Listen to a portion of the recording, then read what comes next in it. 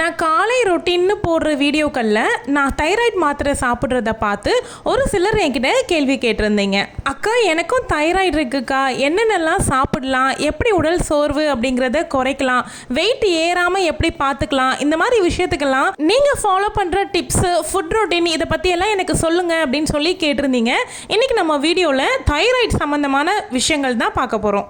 அதனால் நான் மெடிக்கல் அட்வைஸ்னு எதுவும் கொடுக்கறதுக்கு வரல. நான் எந்த மாதிரி விஷயங்களை ஃபாலோ பண்ணுறேன், உங்களுடைய டாக்டர் சஜஸ்ட் பண்ணது கூட நீங்கள் எந்த மாதிரி விஷயங்கள் ஃபாலோ பண்ணலாம் அப்படிங்கிறத தான் நான் சொல்ல போகிறேன். என் அன்பு சகோதரிகளுக்கு வணக்கம். இது மனிதியின் குரல். நான் உங்கள் பிரியா. தைராய்டில் 2 விதமான தைராய்டு ப்ராப்ளம் இருக்குது. ஒன்று வந்து ஹைப்போதைராய்டிசம் சொல்லுவாங்க, இன்னொன்று ஹைப்பர் தைராய்டிசம் அப்படின்னு சொல்லுவாங்க.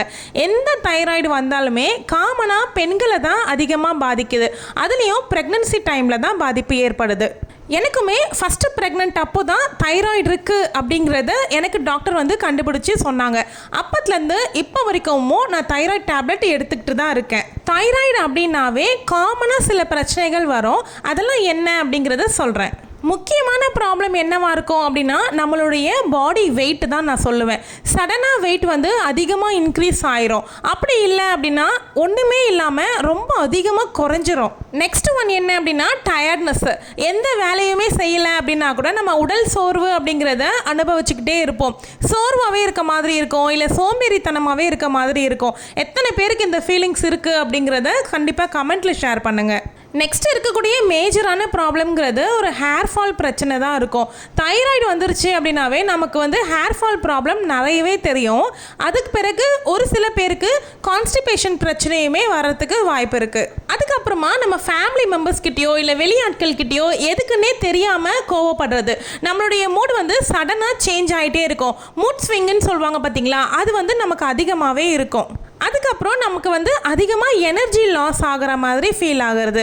நம்ம வந்து வேலை செஞ்சுக்கிட்டே இருப்போம், இதுக்கு மேலே முடியாதுப்பா அப்படிங்கிற அளவுக்கு எனர்ஜி ட்ராப் ஆயிரும்.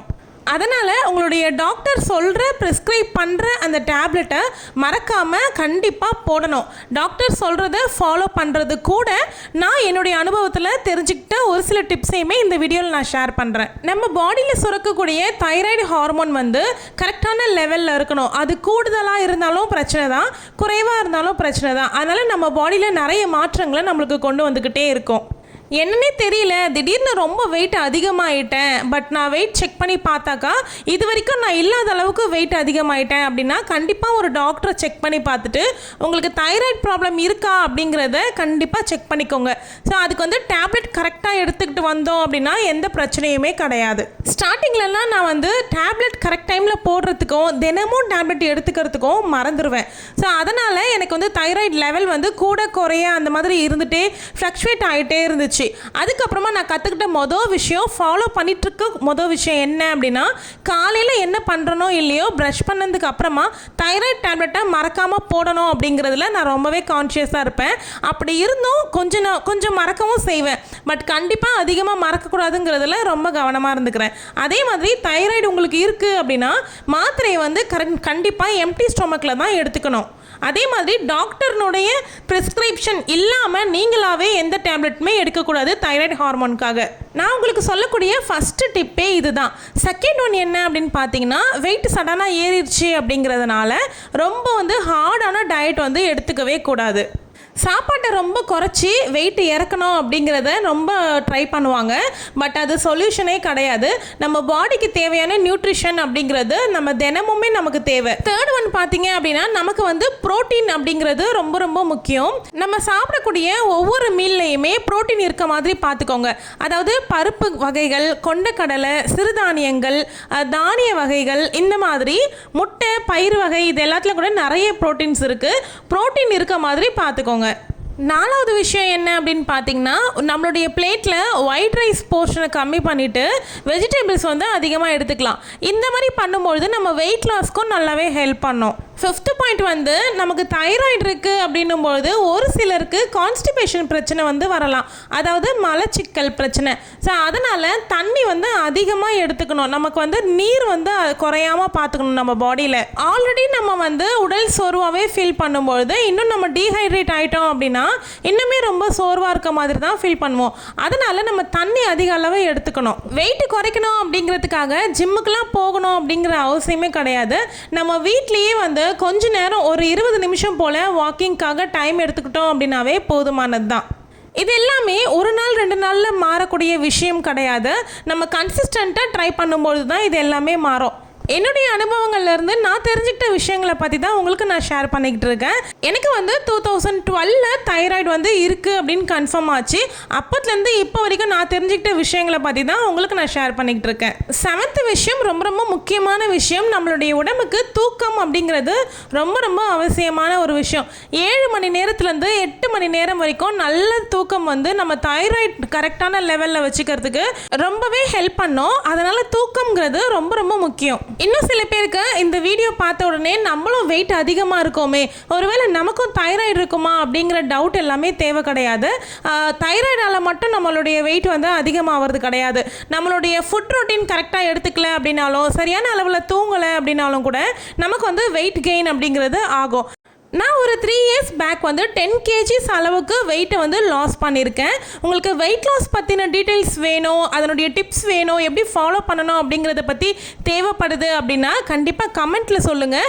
அடுத்தடுத்து போடக்கூடிய வீடியோஸில் கண்டிப்பாக வெயிட் லாஸ் சம்மந்தமாக நிறைய வீடியோஸ் வந்து நான் போஸ்ட் பண்ணுறேன். இது வரைக்கும் நான் சொன்ன சிம்டம்ஸ் எல்லாமே எனக்கும் இருக்குது, அதனால் வந்து எனக்கும் தைராய்டு இருக்கும் அப்படின்னு நீங்களாவே முடிவு பண்ணிக்கக்கூடாது. எதுவாக இருந்தாலும் ஒரு டாக்டரை கன்சல்ட் பண்ணி அவங்க சொல்கிறதுக்கு டெஸ்ட் எல்லாமே எடுத்துகிட்டு அதில் உங்களுக்கு பாசிட்டிவ் வருது அப்படிங்கிற பட்சத்தில் தான் நீங்கள் இதெல்லாமே ஃபாலோ பண்ணணும். ஸோ அதனால் நீங்களே தேவையில்லாமல் ஸ்ட்ரெஸ் எடுத்துக்க வேண்டிய அவசியம் கிடையாது. நம்ம எப்படி டைம் மேனேஜ்மெண்ட் பண்ணி ஒர்க் பண்ணுறோமோ அதே மாதிரி நம்ம பாடிக்கு ஸ்ட்ரெஸ் மேனேஜ்மெண்ட்டுங்கிறது ரொம்ப ரொம்ப முக்கியமான விஷயந்தான். உங்களுடைய ஸ்ட்ரெஸ் வந்து அதிகமாக ஆகாமல் நீங்கள் கரெக்டான லெவலில் வச்சுக்கோங்க. உங்களுக்கு பிடிச்ச விஷயத்த உங்களுக்கான டைமை எடுத்து நீங்கள் பண்ணுங்கள்.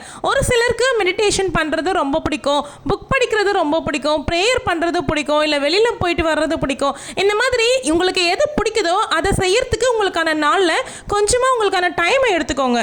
ஒரே ஒரு விஷயம் மட்டும் சொல்லிக்க விரும்புகிறேன். உங்களுக்கு தைராய்டு இருக்குது அப்படிங்கிறத டாக்டர் கன்ஃபார்ம் பண்ணிட்டாங்க அப்படின்னா உடனே நீங்கள் அதிகமாக பயப்படணும் அப்படிங்கிறது கிடையவே கிடையாது. நிறைய பெண்கள் வந்து தைராய்டு இருந்தாலும் நார்மலான ஒரு லைஃப் ஸ்டைலை வாழ்ந்துட்டு இருக்காங்க.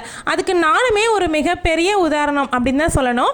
நானும் நல்லா ஆக்டிவாக தான் இருக்கேன், எந்த சோர்வும் இல்லாமல் இருக்கேன். நம்ம வந்து எப்படி நம்மளுடைய ரொட்டீனை ஃபாலோ பண்ணுறோமோ அதில் தான் இருக்குது. தீர்க்க முடியாத நோய் அப்படிங்கிறதெல்லாம் கிடையாது. நமக்கு தைராய்டு இருந்தாலும் கூட நம்ம நார்மலாக இருக்கலாம், நார்மலான ஒர்க் பண்ணலாம், நார்மலாக வெயிட்டை வந்து மெயின்டைன் பண்ணலாம். இந்த மாதிரி விஷயங்கள் எல்லாமே நம்மளால் பண்ண முடியும். அதனால் வாழ்க்கையே முடிஞ்சிருச்சு அப்படிங்கிறது அர்த்தம் கிடையாது. அப்படி எதுவும் நினச்சி உங்களுக்கு மைண்டில் ஸ்ட்ரெஸ்ஸை ஏற்றிக்காதீங்க. எனக்கு தைராய்டு வந்ததுக்கு அப்புறமா தான் இந்த லெசனே எனக்கு புரிஞ்சிச்சு. ஹெல்த்தை நெக்லெக்ட் பண்ணாமல் ரெகுலராக கவனிக்கணும் அப்படிங்கிறதையும் டாக்டருடைய அட்வைஸை கரெக்டாக ஃபாலோ பண்ணணும் அப்படிங்கிறதையும் நான் நல்லாவே கற்றுக்கிட்டேன். சின்ன சின்ன ஹெல்தி ஹேபிட்ஸை பில்ட் பண்ணணும். இந்த வீடியோ மெடிக்கல் அட்வைஸ்க்காக கிடையாது, என்னோட பர்சனல் எக்ஸ்பீரியன்ஸ் கூட பொதுவான லைஃப் ஸ்டைல் டிப்ஸும் தான் நான் சொல்லியிருக்கேன். உங்களுக்கு எந்த டைப் தைராய்டு இருக்குது அப்படிங்கிறத பற்றி கமெண்ட்டில் ஷேர் பண்ணிக்கோங்க. எவ்வளோ வருஷமாக இருக்குது, நீங்கள் எப்படி மேனேஜ் பண்ணுறீங்க அப்படிங்கிறத பற்றியும் ஷேர் பண்ணுங்கள். இந்த டாபிக்னுடைய பார்ட் 2 வீடியோ வேணும் அப்படின்னா சொல்லுங்கள். இன்னும் நிறைய டிப்ஸோட பார்ட் 2 வீடியோவும் நான் கண்டிப்பாக போஸ்ட் பண்ணுறேன்.